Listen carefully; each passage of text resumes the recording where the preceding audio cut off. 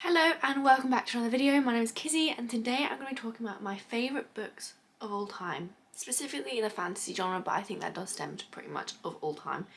And I have put off doing this video for such a long time because it is scary.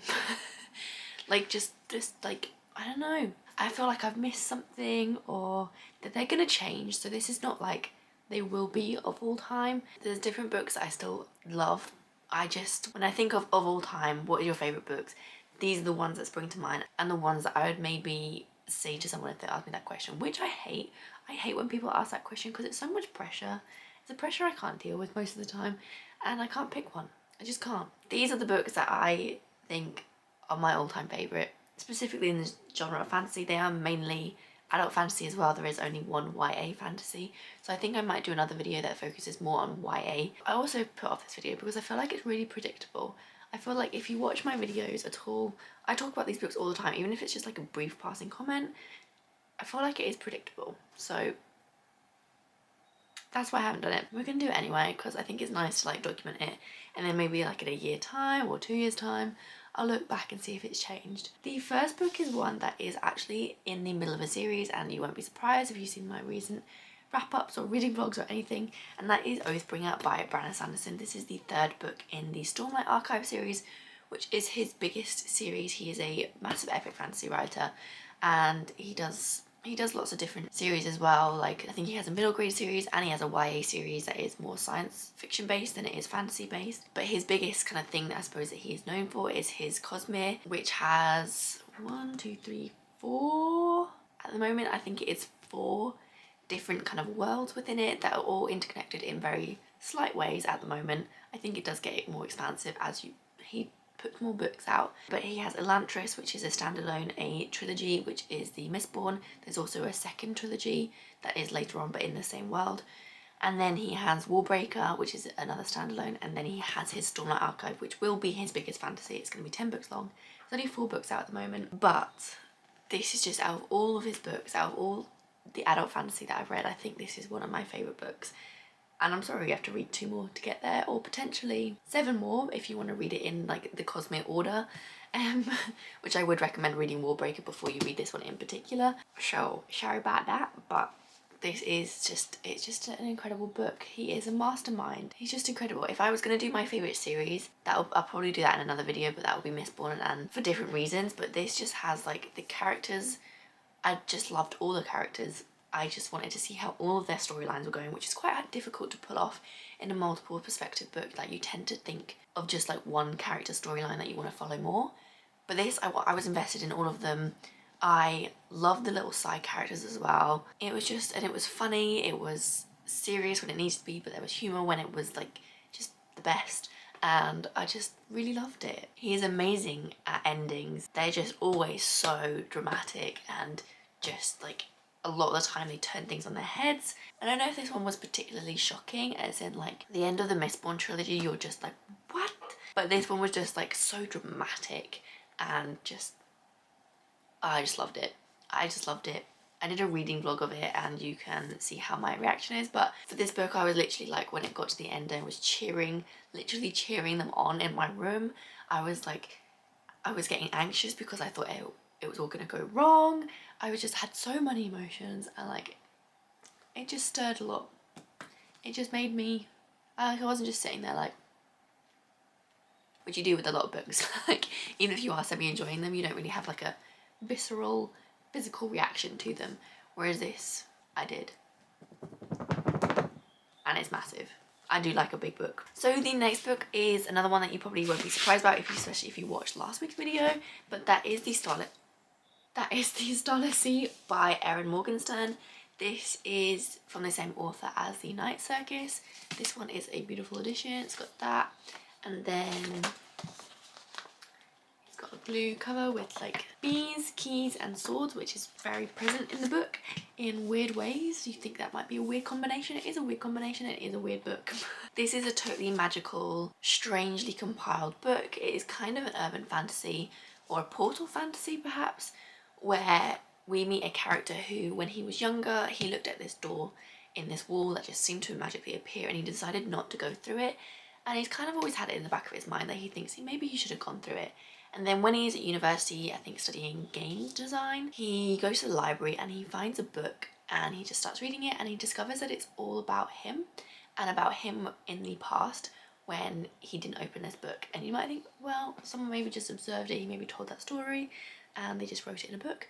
But this book was written like hundreds of years ago. There is no way, unless they were predicting the future, they could have known about him. So he gets obsessed with this book, and there are themes of keys and keys and bees and swords. So he starts investigating and he ends up traveling to the Starless Sea, which is this underground weird world that makes no sense.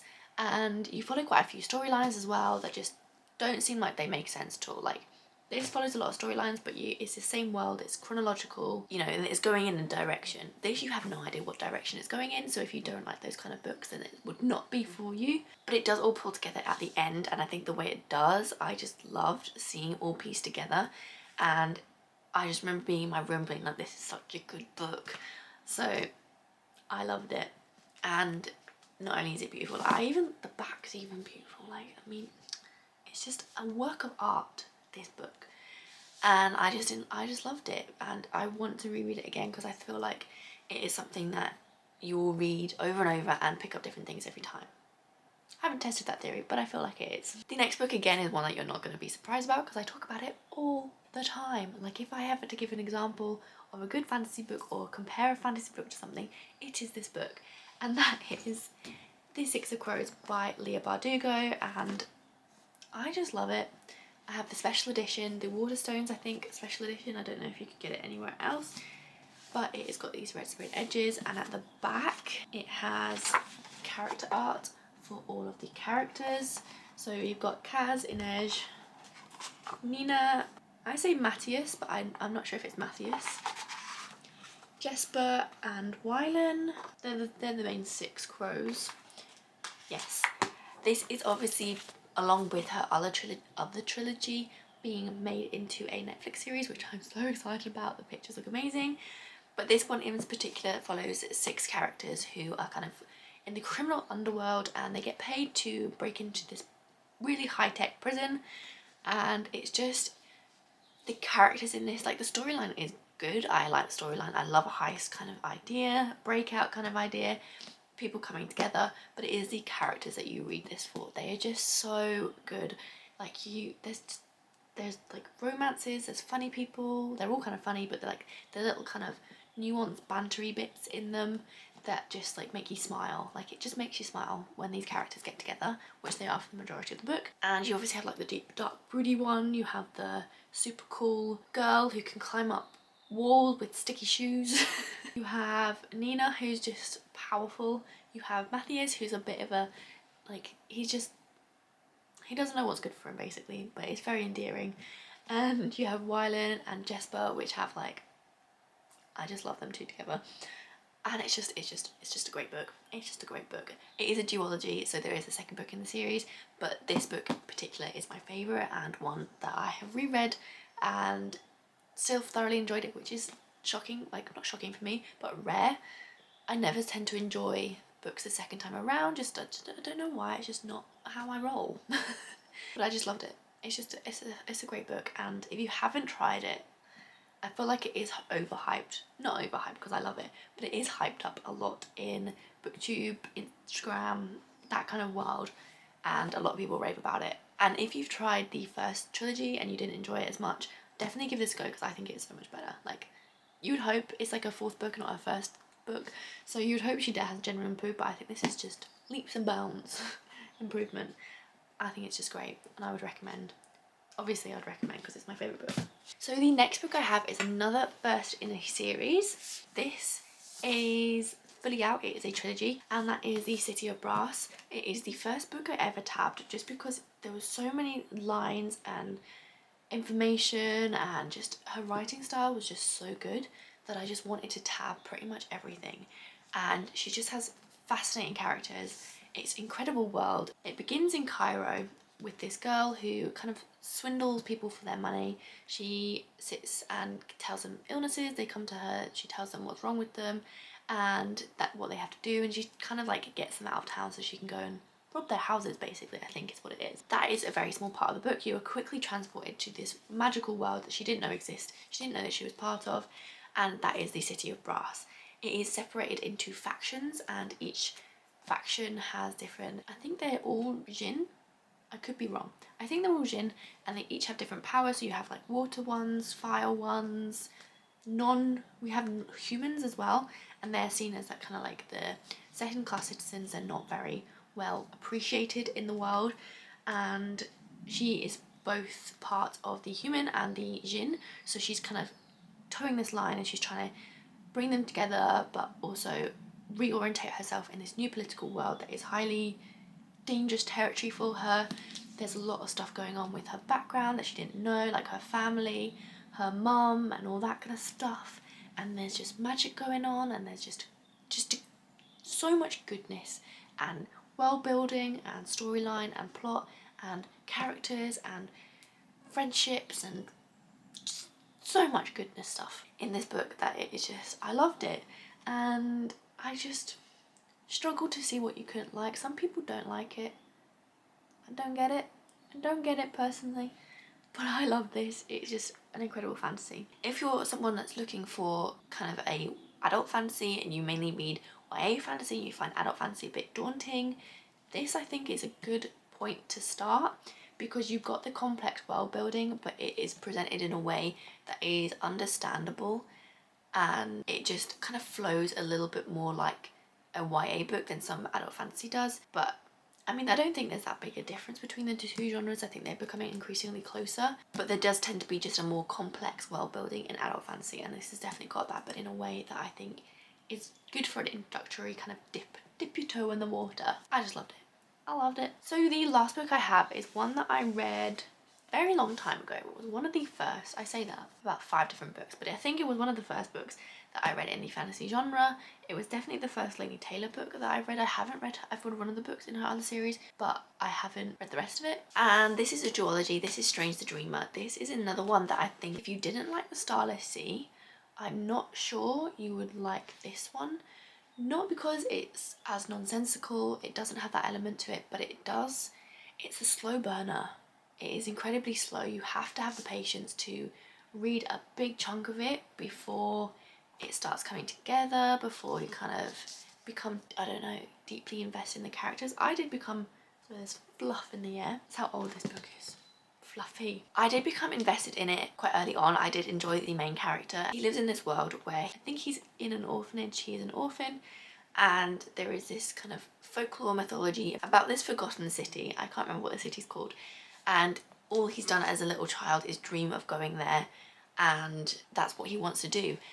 But it hasn't been heard of in years. People aren't sure it even exists anymore. People just stopped coming back when they went there, so they don't know what happened to it. And then one day these people who are from this city just turn up and they say that we need your help, you need to come and help us. And he volunteers, and he goes back and tries to see what's happened, and what's happened is that it's been kind of taken over by these things, these I don't know if they're aliens, but they're humans. They look like humans, but they've got blue skin, but they are kind of extraterrestrial kind of gods. They're gods, not aliens. They're gods.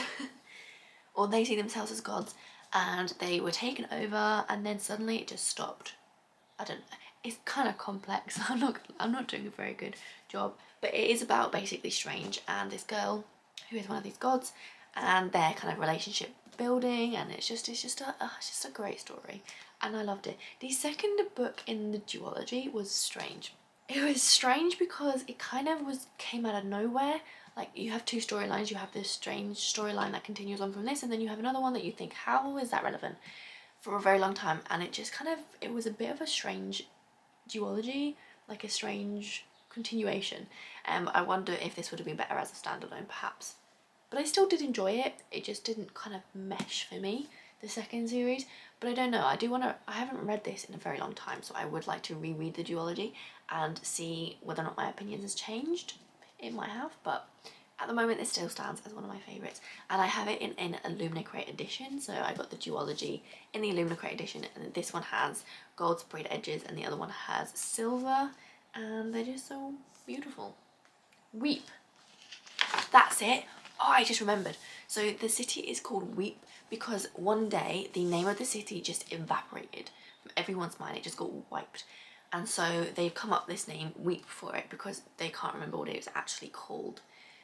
And that was when people stopped coming back from the city as well. So tantalising, isn't it? I love it.